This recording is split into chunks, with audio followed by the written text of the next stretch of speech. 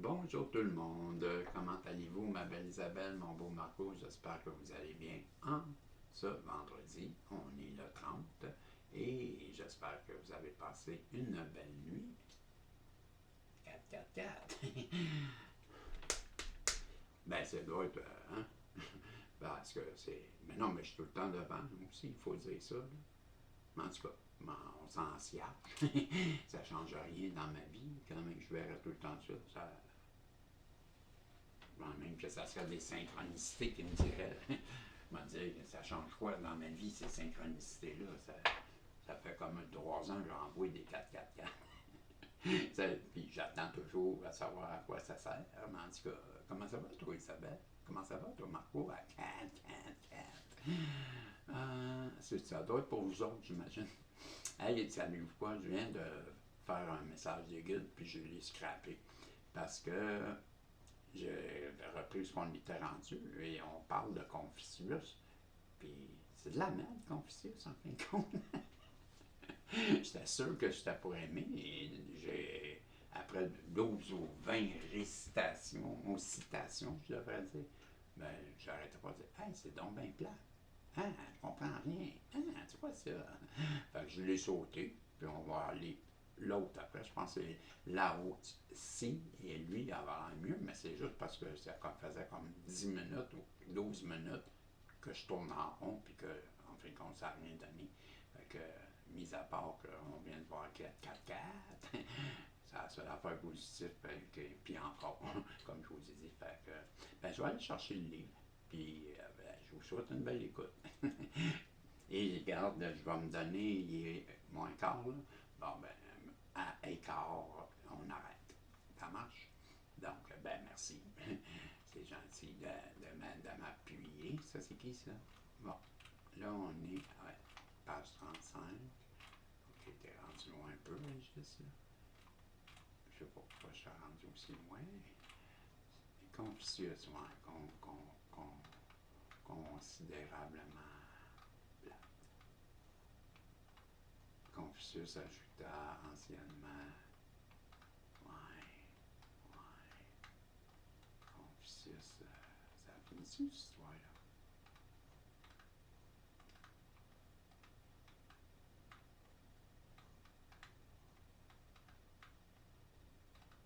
Hey, pas dans Confucius, là. Je pensais que c'était quand j'avais fini Confucius. Ah, là, là-haut. Lao-Zi. Bon, c'est lui, ouais. C'est comme le 5e avant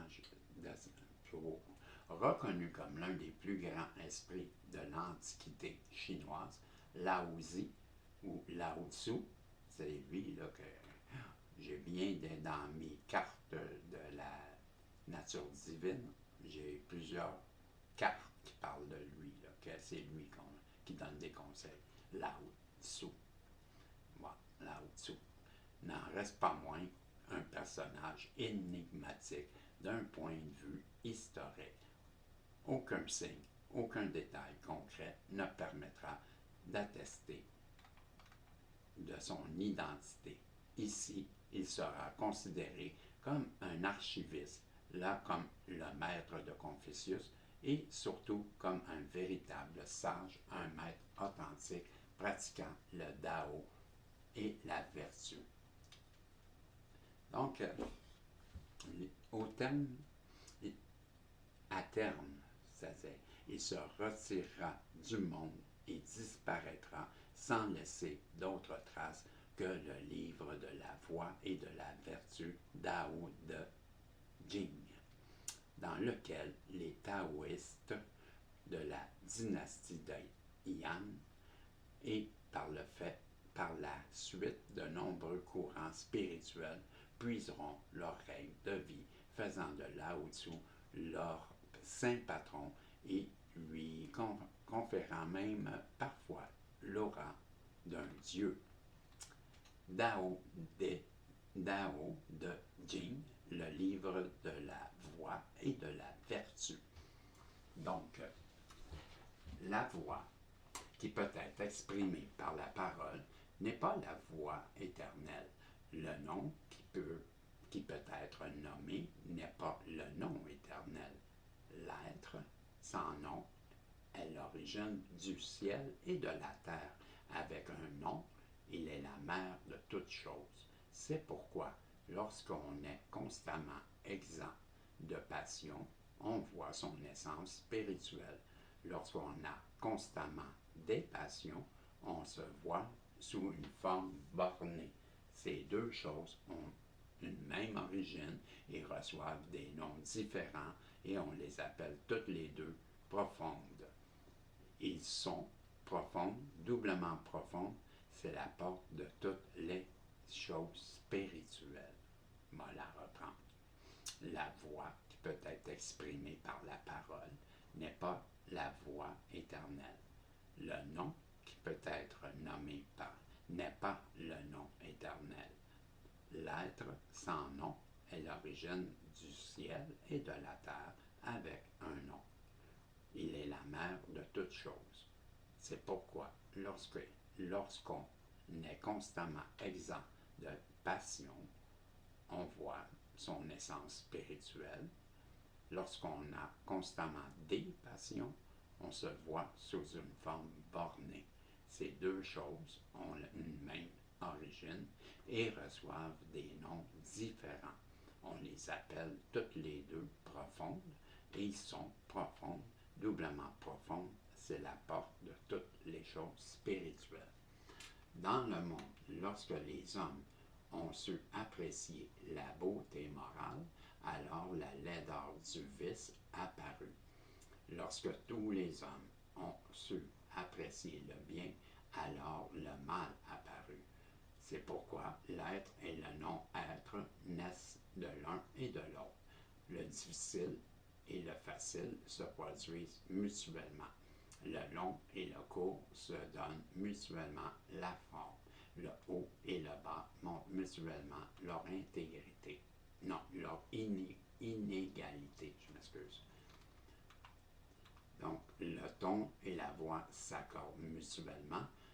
L'antériorité et la postérité sont la conséquence l'une de l'autre. De là vient le saint homme, fait son occupation du non-agir. Il fait consister ses instructions dans le silence. Alors tous les êtres se mettent en mouvement et il ne leur refuse rien. Il les produit et ne les... Hey, je dirais pas facile à dire. Il les produit et ne se les approprie pas. Ben, pour moi, là, c'est tout des regards. Il les produit et ne se les approprie pas. Tu comprends-tu que ça fait bien des mots? Puis pour un dyslexique, là, des petits, je sais pas, c'est trop des petits, des petits mots, je sais pas. Et ne, mais les deux lettres, là. Et les produits et ne se les approprie pas. Et les produits et ne se les, tu vois, j'ai de la misère à le dire. Il les perfectionne et ne compte pas sur eux. Ses mérites étant accomplis, il ne s'y attache pas. Il ne s'attache pas à ses mérites, c'est pourquoi il ne les quitte pas. Ah, il ne les quitte point. Man. Le ciel et la terre. Il n'était pas facile à lire, celui-là. Je ne sais pas si c'est moi, là, mais en tout cas. Le ciel et la terre n'ont point d'affection particulière. Ils regardent toutes les créatures comme le chien de paille du sacrifice. Le saint homme n'a point d'affection particulière. Il regarde tout le peuple comme le chien de paille du sacrifice. L'être qui est entre le ciel et la terre ressemble à un soufflet de forge qui est vide et ne s'épuise point, que l'on met en mouvement et qui produit de plus en plus de vent. Celui qui parle beaucoup, le Tao, est souvent réduit au silence. Il vaut mieux observer le milieu. S'ils peuvent avoir une durée éternelle, c'est parce qu'ils ne vivent pas pour eux seuls. C'est pourquoi ils peuvent avoir une durée éternelle. De là vient que le saint homme se met après les autres et il devient le premier. Il se dégage de son corps et son corps se conserve. N'est-ce pas qu'il n'a point d'intérêt privé? C'est pourquoi il peut réussir dans ses intérêts privés. Ça vous tente pas d'être plus... c'est plus deep, les gars. Vous êtes deep en temps. Je pensais que c'était fucké, mais vous êtes fucké solide, vous autres. On disait, wow. OK, une minute. L'homme d'une vertu supérieure est comme l'eau. L'eau excelle à faire du bien aux êtres et ne lutte point. Elle habite les lieux que déteste la foule. C'est pourquoi le sage approche du Tao. Il se plaît dans la situation la plus humble. Son cœur aime à être profond comme un abîme. J'ai de la misère, moi, quand il écrit de la même. Son cœur aime à être. OK, ça va être beau. S'il fait des largesses, il excelle à montrer l'humanité. S'il parle, il excelle à pratiquer la vérité. S'il gouverne, il excelle à procurer la paix. S'il agit, il excelle à montrer sa capacité. S'il meut, il excelle à se conformer au temps.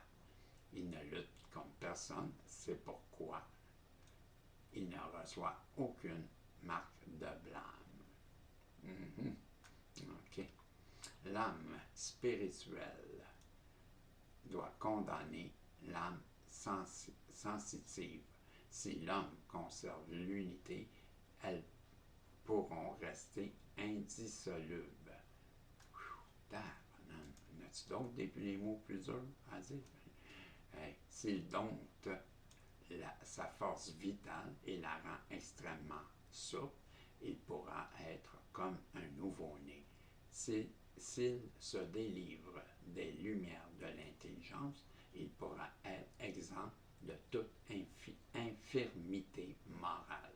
S'il chérit le peuple et procure la paix au royaume, il pourra pratiquer le non-agir.